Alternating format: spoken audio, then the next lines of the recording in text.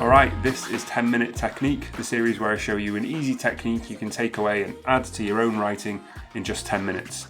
If you've been here before, this series used to be called 2-Minute Technique, but I've decided to allow myself a little bit more time just in the name of giving the best possible advice that I can. And if you're new here, ignore everything I just said and welcome. Today I'm talking about opening lines. Arguably the most important single lines in your book because they're the first ones that your potential readers will see. Sometimes when they're holding your book in the bookshop or when they're doing that little look inside thing on Amazon. Everyone knows you need a great book opening, but that's not really advice, that's just a statement. So in this video I want to talk about what makes a great opening. I want to give you some examples from some great books. I want to talk about a way of thinking about your opening line that will help you figure out exactly what to put into it, and just general approaches to the opening of any story. So what does make a great opening line? For me, it has to be clear and it has to make some kind of impression on me. I want to feel slightly different about the book by the end of the first line than I did when I started it, even if that's just in a small way. My thought process for that is that if this book can affect me even in the slightest in just one line, then there's probably a lot of value to a lot of lines of that book. So that's how I look at it. So I'd say that'd be the basic aim for the opening of any story. Make it pithy and interesting, or make it weird. If you don't make an impression in that first line on your reader, then it's difficult to pitch them on why they should continue reading.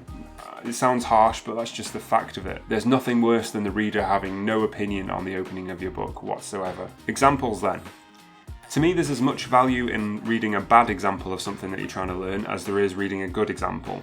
So for that reason, I'm going to offer up the opening of my very first novel, which I wrote almost 10 years ago now. It's ineffective and it doesn't really work. I'm going to read it and then I'll tell you why I think it doesn't really work. Here it is. This is supposed to be a place for my innermost thoughts. I can't help but wonder, if I'm writing my thoughts here, are they still my innermost? So, not horrendous, but I think we can all agree that's not going to pique a reader's interest too much, and here's why I think that is. The focus of this opening should be on telling the reader in some way what this whole book is going to be about and setting up their expectations for the rest of this novel. But instead, what the focus of this opening is actually on is a cheap and cheerful joke that isn't really that funny. Now, I'm not intentionally rubbishing my own writing here, but I have done that in a video recently, so if you want to watch that, it's up there.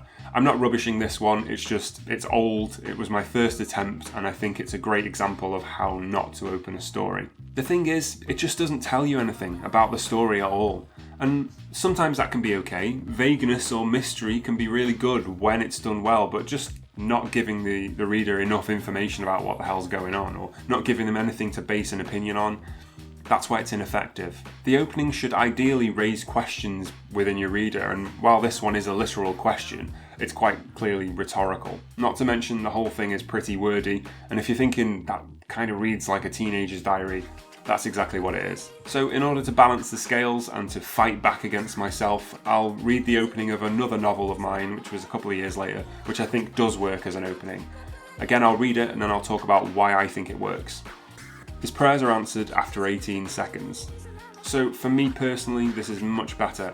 It's got a sense of drama to it, there's some intrigue to it, I've introduced a character, it's clear and concise and it asks at least a couple of questions like, whose prayers are answered? Why did it take 18 seconds? Why does he need prayers answering in the first place? So it makes an impression and it gives the reader some incentive to keep reading. So that's a bit better, we're getting some idea of what makes a functional opening now, but there's more to it. I want to show you some examples from some published authors, from some great books, and talk about one thing they have in common with their story opening. The books I chose were all on my shelves behind me, and they were all things I thought might have good openings if I could remember right, and they do. The books are The Martian by Andy Weir, Gone Girl by Gillian Flynn, The Shining by Stephen King, and The Road by Cormac McCarthy. If you've never read any of these books, I'd recommend them all, but probably for very different reasons. And if you have read them, then what I'm going to say about these openings will make more sense to you if you know the stories, but if you haven't read them, I'm not going to spoil anything. When I sat down to read the openings to these books, the thing I noticed was that their openings all had this one quality in common. Something about their opening lines, whether that was the wording that they used, or the atmosphere, or the tone, or just the content, it was all indicative of the entire book. So it was like, The opening was a representative or a cross-section of the entire novel. I think that is the key to a really good opening. These openings give a new reader, without them even having any clue about it, a really accurate impression of what the entire book's going to be about, just from that one opening line, as well as just being good openings in general. Let's start with The Martian. I have two versions of this, and one of them is a classroom edition, so it's censored and the wording has changed because there's a swear word in the opening line. I'm going to fall somewhere in the middle there. I'm going to say the swear word, but I'm going to beep it just in case there's any sensitive ears watching. So here's the opening. I'm pretty much f***ed. That line is a perfect cross-section of The Martian. It tells you all you need to know about that book. It's funny, it's dramatic, and it introduces a really strongly voiced protagonist. All of that aside from the obvious questions it raises in the reader's mind. So what about Gone Girl? When I think of my wife, I always think of her head. Again, this is representative of the entire book. From the off, you can tell that something is not right about this book, and that's an understatement. It feels weird, it's strange, it's oddly phrased, and it makes me think of murder and severed heads. It's a perfect cross-section of a book that's all about mystery and twists and things not being quite what they seem. It's also short, punchy, and it immediately brings questions to mind. Next up, The Shining. Gonna censor this one a little bit too, but here's the opening line. Jack Torrance thought, officious little Hopefully you're seeing the trend by this point. That is a perfect representation of Jack Torrance's internal monologue. It's indicative of the rest of the book because it's secretive and aggressive at the same time, and it tells us in no uncertain terms that something is not quite normal about this guy. This last example is from The Road by Cormac McCarthy, and I did not pick it by accident. It's my favourite book in the world, so I am biased, but I do think it's a great cross-section of the entire book just contained within this one opening. So here it is. When he woke in the woods in the dark and the cold of the night, he'd reach out to touch the child sleeping beside him.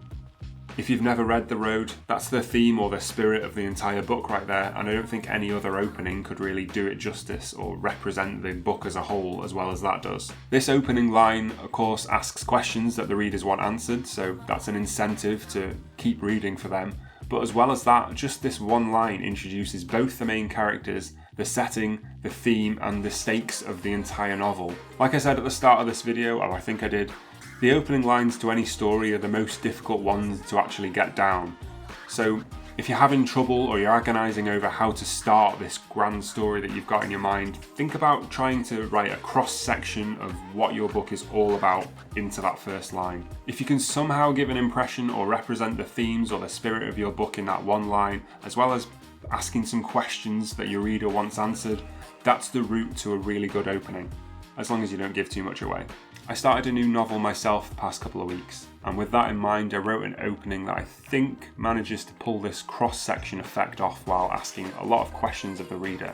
It's obviously subject to change since I only just wrote it, and this project could still very well turn into nothing at all, which happens quite often with me. But so far, the opening that I've got is this.